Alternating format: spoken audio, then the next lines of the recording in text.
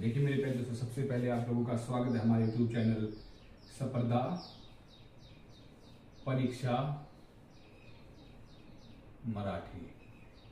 तो स्पर्धा परीक्षा मराठी चैनल पर एक बार फिर से नई वीडियो लेकर हाजिर हैं। देखिए मेरे प्यारे दोस्तों, आप लोगों ने देखा होगा कि चैनल पर हम आप लोगों के लिए काफ़ी ज़्यादा इंफॉर्मेटिव जानकारी लेकर आते रहते हैं। तो एक बार फिर से नए टॉपिक के ऊपर जानकारी लेकर आए हैं। आज का वीडियो का हमारा टॉपिक होने वाला है कि भारत की न्यायपालिका, भारत की न्यायपालिका, ठीक है, यानी कि भारत का जो जुडिशरी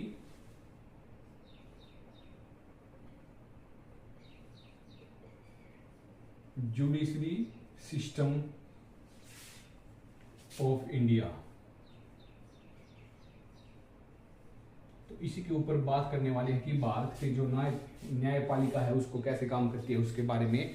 तो वीडियो को पूरा आराम से ध्यान से देखिएगा, बिल्कुल समझिएगा, मजा आएगा। भारत की एकल व्यवस्था भारत सरकार अधिनियम 1935 ली गई है। जो न्यायपालिका की एकल व्यवस्था, न्यायपालिका की एकल व्यवस्था कहां से ली गई है?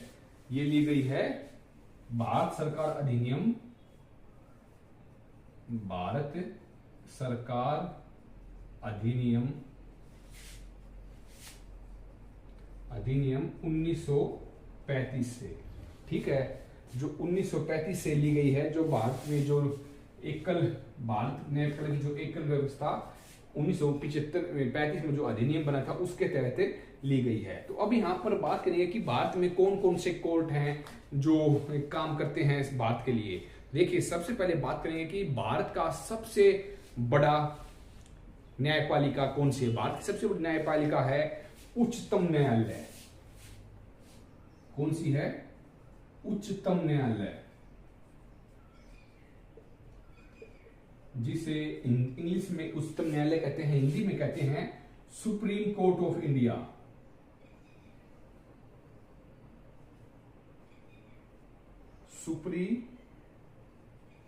सुप्रीम कोर्ट, ठीक है।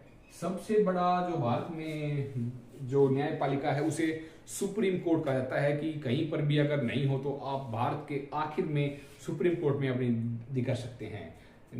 संविधान के भाग 5 में उच्चतम न्यायालय का कहां पर है कि संविधान के भाग 5 में, भाग 5 बी का मतलब 5 है, हिंदी में लिखते हैं 5 में जो अनुच्छेद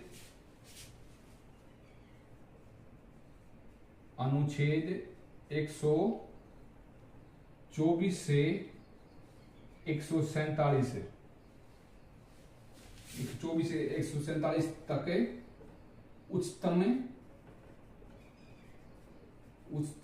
न्यायालय का वर्णन किया गया है, ठीक है, वर्णन किया गया है, अनुच्छेद 5 में किया गया है। और भारत का सर्वोच्च न्यायालय दिल्ली में है। और भारत का उच्च न्यायालय कहां पर है? भारत का उच्च न्यायालय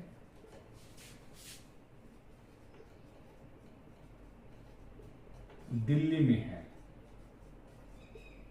ठीक है। भारत का उच्चतम न्यायालय दिल्ली में है। और अनुच्छेद 124 के अनुसार प्रारंभ में न्यायालय में एक मुख्य न्यायाधीश है। जो अनुच्छेद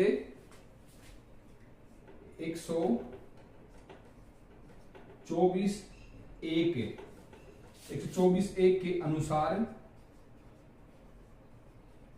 अनुच्छेद 124 के भाग 1 के दौरान कि उच्चतम न्यायालय में एक मुख्य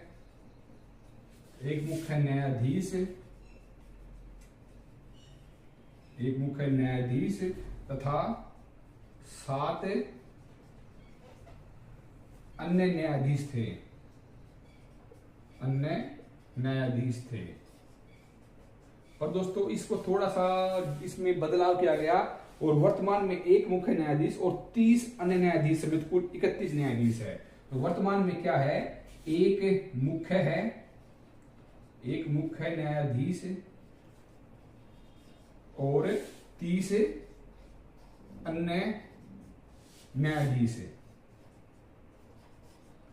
तो टोटल अब कितने हैं, टोटल हैं 31 न्यायाधीश फिलहाल हैं। क्यों है, क्योंकि भारत में जो केस इतने तादाद पर बढ़े हुए हैं कि वहां पर पहले जो 7 थे उनसे उनकी पूर्ति नहीं हो रही है, इसलिए उनको बढ़ाकर 31 कर दिया है। एक बार इसको आप नोट डाउन कीजिए, फिर आपको आगे समझाते हैं। ठीक है, आपने नोट डाउन कर लिया होगा, अब आगे बढ़ते हैं। अभी देखिए उच्चतम न्यायालय के बारे में बातचीत चल रही है, तो बिल्कुल कहीं पर भी मिस मत कीजिएगा, वीडियो को स्किप मत कीजिएगा। अब देखिए बताते हैं कि आपको जो अन्य 30 होते हैं, जो 30 न्यायाधीश होते हैं, जो 30 न्यायाधीश होते हैं, वो जो मुख्य न्यायाधीश होता है, मुख्य न्यायाधीश उन्हें नियुक्त करता है, नियुक्त करता है। जो 30 अन्य न्यायाधीश उन्हें प्रमुख नियुक्त करता है। और किसी भी व्यक्ति उच्चतम न्यायालय के अधिकारी के तभी जब वो है किसी न्यायालय कम से कम 5 वर्ष तक न्यायाधीश रहा हो, यानी कि वो है उसकी जो प्रमुखता ये है कि किसी भी न्यायालय में वो 5 साल तक उसने जज एज ए जज काम किया हो, या कम से कम 10 साल तक किसी उच्च न्यायालय का अधिवक्ता यानी कि वकील रह चुका हो, 10 साल तक वो जज बन सकता है। और पद ग्रहण करने के लिए प्रत्येक न्यायाधीश को राष्ट्रपति या उसके द्वारा नियुक्त के से सम्मति लेनी पड़ती है। और उच्चतम न्यायालय की जो अपने पद जो आयु है, जो आयु है वो 65 वर्ष तक है, 65 वर्ष तक न्यायाधीश बना रह सकता है। यानी कि जो अधिकतम उम्र है वो कितनी है, वो 65 वर्ष तक है। और न्यायाधीश किसी भी राष्ट्रपति को संबंध का अपने हस्ताक्षर सहित पद त्याग, अगर उसे पद का त्याग करना है तो वो कैसे करेगा, राष्ट्रपति को पत्र लिखकर, वो राष्ट्रपति को पत्र लिखकर अपने पद का डाउन कर सकता है। ठीक है। और न्यायाधीश उसके अलावा न्यायाधीश के वेतन भत्ते भी देगा, जो कि जो मुख्य वर्तमान में जो मुख्य न्यायाधीश का वेतन है, जो मुख्य न्यायाधीश होता है, मुख्य जो न्यायाधीश होता है वो लगभग 2.80 लाख प्रतिमाह होता है उसका वेतन है इतना उसका। ठीक है। और जो अन्य न्यायाधीश हैं उनका वेतन होता है 2,50,000 प्रतिमाही उन्हें वेतन दिया जाता है। तो उच्च न्यायालय इस प्रकार से भारत में वो बनाया गया था। अब आगे बताएंगे जो उच्च न्यायालय का गठन कैसे हुआ था। भारत उच्चतम न्यायालय, तो हमने इसके बारे में बताया था, इसकी सैलरी बता दी। और अगर उसे हटाना हो तो अनुच्छेद 124(4) के तहत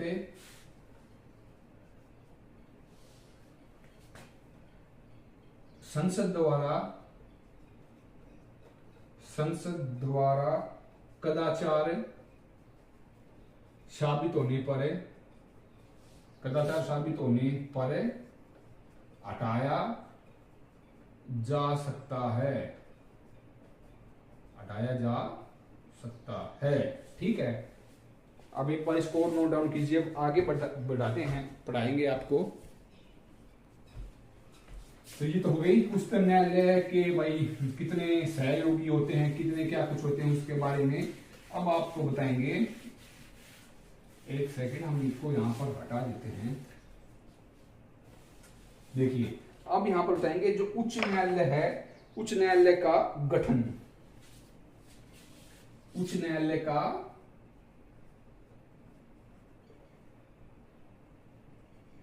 उच्च न्यायालय का गठन के बारे में अब आपको यहां पर बताएंगे कि उच्च न्यायालय का गठन कैसे होता है। तो अनुच्छेद 214 के अनुसार प्रत्येक राज्य के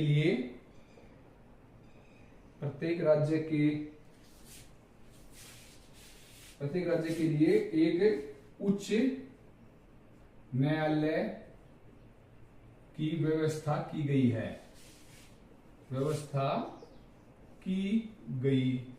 ठीक है, उच्च न्यायालय की व्यवस्था की गई है। और 1931 के तहत संसद द्वारा 2 या 2 से अधिक राज्यों में एक और वर्तमान में भारत में कितने, वर्तमान में भारत में 24 उच्च न्यायालय हैं। 24 उच्च न्यायालय हैं। 24 कम क्यों है? क्योंकि भारत में 28 राज्य है, क्योंकि संसद द्वारा दो राज्यों पर एक उच्च न्यायालय बन सकता है, और जो केंद्र शासित प्रदेश है उसको भी उसमें शामिल किया जा सकता है। इस कारण से 24 उच्च न्यायालय है। अब देखिए, संविधान द्वारा उच्च न्यायालय के न्यायाधीशों की संख्या नहीं की जाती है, उनकी संख्या राष्ट्रपति निर्भर करती है। और जो उच्च न्यायालयों की संख्या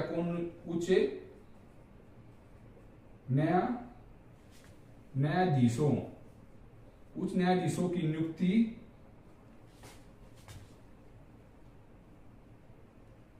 की संख्या राष्ट्रपति द्वारा निर्धारित की जाती है।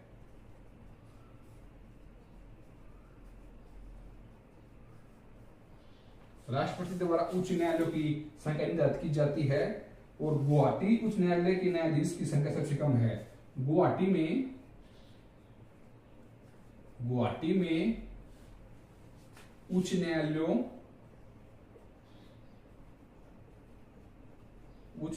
के न्यायाधीशों की संख्या कम है।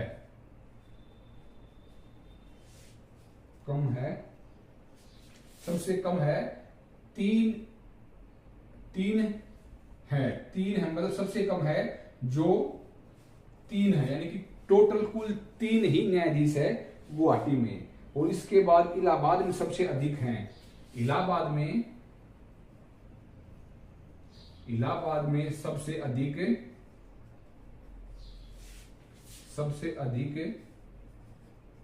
58 न्यायाधीश हैं। तो सबसे कम कहां पर है? सबसे कम है गुवाहाटी में 3, सबसे ज्यादा इलाहाबाद में 58 न्यायाधीश हैं। और 1900 जो आपको बताया कि या तो न्यायाधीश बनने के लिए क्या चाहिए, जो अनुच्छेद 217(2) के तहत क्या है, कम से कम 10 साल वकालत की हो, वो जज के लिए अप्लाई कर सकता है। या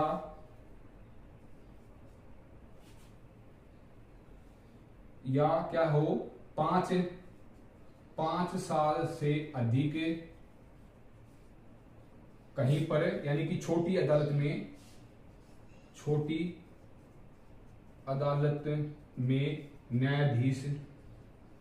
न्यायाधीश बना हो। ठीक है, ये कुछ हैं। और इसके अलावा और एक और आखिरी है,